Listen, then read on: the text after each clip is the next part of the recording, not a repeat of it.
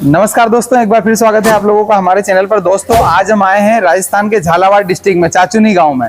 आज हमारे साथ बहुत ही अनुभवी डेयरी फार्मर एक नए युवा हैं जिन्होंने काफी अच्छा डेयरी फार्म संचालन कर रखा है। डेयरी फार्म के साथ साथ वो कृषि का भी काम करते हैं। आइए जानते हैं किस प्रकार से डेयरी फार्मिंग करते हैं, क्या रेट होता है, क्या दाम होता है और किस प्रकार से एक नए युवा अपना डेयरी फार्म चला सकते हैं। इस वीडियो के माध्यम से जानते हैं। यदि आप हमारे चैनल पर नए आए हैं तो इसे सब्सक्राइब करें। सर नमस्कार, स्वागत है आपका हमारे चैनल पर। क्या नाम है अपना? सर देवेंद्र सिंह नाम है मेरा। सर क्या एड्रेस है प्रॉपर यहाँ का? सर अपना जो गांव है, इसका गांव का नाम है चाचुनी और ये डग तहसील में आता है और झालावाड़ जिले और राजस्थान है। जी सर, ये बताएं कि शुरुआत किस प्रकार से हुई डेयरी फार्म की? सर ये काफी पुराना है डेयरी फार्म। काफी पुराना है, पुश्तैनी फार्म है। पुश्तैनी फार्म है। अच्छा सर, ये बताएं कि कितने एनिमल है टोटल? अभी ये 200 से 250 जानवर है। 200 से 250 पशु रखे हुए हैं। कितनी गाय और कितनी भैंसे हैं? 25 एक गाय होंगी, बछड़िया वछड़िया सब करके, और बाकी सब भैंसे हैं, बैल है, अच्छा घोड़ा है। सर ये बताएं कि अब भी हम देख पा रहे हैं कि काफी आपने नई पाड़ियां कटड़ियां तैयार की। कितनी पाड़ियां तैयार की है आपने? ये होगी 25 कटड़ियां तैयार की है। सर ये बताएं कि जैसे अभी आपके पास इतने पशु हैं, 200-250 पशु, कितना प्रोडक्शन हो रहा है जब पीक लेवल रहता है पशुओं का? पीक लेवल रहता है तब हो जाता है 500-600 लीटर हो जाता है। ये कहाँ दूध जाता है आपका? अपना इसमें अमूल में। अमूल में जाता है। क्या दाम में जाता है सर? ये फेट के ऊपर जाता है। फेट के ऊपर जाता है। सर ये बताएं कि जैसे अभी 500-600 लीटर दूध हो जाता है, अमूल को जाता है दूध। ये बताएं कि अभी आप हरे चारे में क्या दे रहे हैं? हरे चारे मक्का है, ज्वार है, बाजरा है। अच्छा, अपना हरा चारा 12 महीने अवेलेबल? 12 महीने अवेलेबल हो जाता है। नेपियर है। अच्छा, खुद का लगाते हैं या खरीदते हैं? खुद का। अच्छा सर ये बताएं सूखे में क्या दे रहे हैं? सूखे में अपने तूड़ी। सूखे में तूड़ी दे रहे हैं। भूसा गेहूं का। और खलियों में, दानों में जो अपना घर का अनाज है जी, जब अपने पास जमीन भी है 300-400 बीघा जी, तो उसमें से कुछ अनाज थोड़ा थोड़ा सब तरह का रख लेते हैं, मिक्स करके उसको बाजरा हुआ, गेहूं हुआ, मक्का हुआ, जो अपने सोयाबीन हुआ, सब तरह का मतलब मिक्स बनाकर देते हैं। उसका बाटा बना के देते हैं। सर ये बताएं कि जैसे आपका ये जो फार्म है इसकी साइज क्या होगी?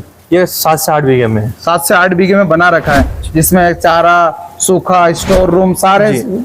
आपने देखा है कि पीछे खाद का भी काम कर रखा है, जिसका जैविक खाद का भी कर रखा है। ये खुद के लिए किया या फिर आप सेल करते हैं? खुद के लिए।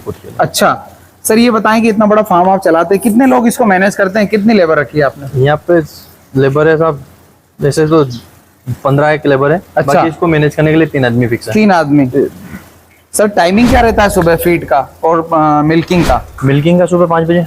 सुबह 5 बजे का। और उसके बाद में फीडिंग कितनी बजे? फीडिंग है 7 बजे। 7 बजे। 2 घंटे बाद मिल्किंग करके जो 7 बजे पानी वानी पिला के 7-8 बजे। ये जो मिल्किंग होती है हाथों से या मशीनों से? नहीं, भैंसों की हाथों से होती है, गाय की मशीन से होती है। कौन सी मशीन है? डिलावाल कंपनी। डिलेवाल, बहुत बढ़िया। सर ये बताएं कि जैसे इतना बड़ा फार्म है, काफी साफ सफाई मेंटेन की है आपने, ब्रीड भी काफी अच्छी है, पाड़ियां भी तैयार की है। आप कितना टाइम देते हैं फार्म में? मैं तो ज्यादा नहीं दे पाता हूँ, भैया है, अंकल है, अच्छा, फैमिली के लोग और भी हैं, ज्वाइंट फैमिली में वो देते थे। सर जैसे आपके पास मुर्गियां और ये जो मुर्गे यहाँ पर फार्म पर आपने रखे हैं, ये इनका क्या रोल है यहाँ पर? इनका ये सर जो इनके जुएं पड़ जाती है, चिचड़ हो जाते हैं, जिनको गिलोड़ी बोलते हैं देसी भाषा में, वो हो जाती है, उनको सबको खत्म करने के लिए। उनको खत्म करने के लिए मतलब फार्म पर पूरा ये जो किसी प्रकार के कीड़े मकोड़े जी, अगर इनको अगर दवाई और इंजेक्शन देंगे तो जानवर भी बिगड़ेंगे जी, इसके लिए ये बेटर है। ये बेटर है। सर ये बताएं कि जैसे आपका दूध किसी रिटेलर को नहीं देते हैं, आप कंपनी को देते हैं, दोनों में क्या डिफरेंट है? रिटेलर में इतना वो फिर रिटेलर मान लो आज 8 दिन ले लेगा, फिर मना कर देगा, भाई मैं नहीं ले रहा हूँ जी। कंपनी हमेशा लेती है। जैसे आप बता रहे हैं कि 400-500 लीटर दूध हो जाता है, तो महीने की बिलिंग कितने की हो जाती है एवरेज? हो जाती है 5 से 7 लाख रुपए। 6-7 लाख रुपए की हो जाती है। उसमें सर जैसे सूखा चारा, हरा चारा, फार्म का मेंटेनेंस, लेबर का खर्च, टोटल मिला के कितना % खर्च हो जाता है इसमें? सारा खर्चा अगर इससे जोड़े तो 25-30। अच्छा हो जाता है। सर ये बताएं कि जैसे आप इस फार्म को आगे कितना बढ़ाना चाहते हैं? तो जितना परमात्मा ऊपर तक ले जाए। अच्छा सर जैसे हमने देखा है कि आपने फार्म पर घोड़ा भी एक रख रखा है, ये शौक है आपका या फिर? ये मेरा दादाजी के टाइम से। अच्छा, हमेशा एक रखते हैं? एक दो हमेशा रहते हैं। अच्छा, कौन सी ब्रीड है ये? ये तो अपने नुगरा है, सफेद। अच्छा, व्हाइट वाला है। व्हाइट वाला है। अच्छा, सर ये बताएं, फार्म पर, आपके फार्म पर किसी प्रकार की चुनौतियां, जैसे बीमारियां, जैसे थनैला हुआ, मिस्टाइटिस हुआ या रिपीटिंग की समस्या, किसी प्रकार की समस्या आपके फार्म पर देखने को मिली हो आपको? अब मिस्टाइटिस तो ज्यादातर तो गायों में होता है। हाँ, तो फिर कैसे उपचार करते हैं? उपचार कर लेते हैं, हमारे एक फैमिली डॉक्टर है, मतलब अच्छा, घर भैया हैं जो उपचार कर लेते हैं। और एक गवर्नमेंट डॉक्टर है, अगर ज्यादा समस्या होती है तो फिर उनसे नॉलेज ले लेते हैं, उनको बुला लेते हैं। सर जैसे लोग बोलते हैं कि डेयरी फार्मिंग लॉस का बिजनेस है, लोगों की जमीनें बिक जाती है, इसमें किस प्रकार से लोग ऐसे बोलते हैं? आप इतने दिनों से कर रहे हैं तो क्या सच्चाई है? अगर आप एकदम नए उतरोगे, ज्यादा अगर इसमें खर्चा करोगे जी, तो वो मेंटेनेंस आप झेल नहीं पाओगे। खर्चा हो गया, मान लो आप 40 से 50 पैसे लेके आ गए, एक साथ लेकर आके, कोई नॉलेज नहीं, कोई कुछ नहीं, वो बीमार हो गई, उनको ये भी पता नहीं कि कैसा देना दाना, क्या देना है, कौन सा इंजेक्शन लगाना है, क्या करना है जी, तो फिर वो तो लॉस में जाएगा। देखा दोस्तों, बहुत ही अच्छी तरीके से बहुत सही बात बताई सर ने कि अगर आपको बिजनेस स्टार्ट करना है तो शुरुआत में कम पशुओं से करें, 4 से 5 पशु से करो। हाँ, ताकि धीरे धीरे अनुभव होता रहे। और जब तक मेरा मानना है कि एक पशु से करो, एक पशु से शुरुआत करें, तो आपको अगर वो लगता है ठीक जी कि भाई दे रहा है अपने को, बेनिफिट मिल रहा है, तो ठीक है। सर जैसे आपने पढ़ाई में क्या कंप्लीट किया है? मैंने कर रहा है। और उम्र क्या है आपकी? मेरी 28 साल। जैसे आपने पढ़ाई स्टडी भी बढ़िया आपने कर रखी है, तो आप डेयरी फार्मिंग में आए, तो आजकल नए युवा तो काफी बाहर जा रहे हैं, फॉरेन कंट्रियां जा रहे हैं, आपने किस प्रकार से सोचा कि घर पे रहकर ये काम किया जाए? सब फॉरेन में चले जाएंगे, अपने देश को कौन संभालेगा? बहुत बढ़िया, ये बात भी सही है, यहाँ भी रहना जरूरी है, मातृभूमि है, मातृभूमि से जुड़ के रहेंगे ना। बिल्कुल बिल्कुल, यहाँ पर फैमिली के साथ भी रहते हैं, फैमिली है, अपना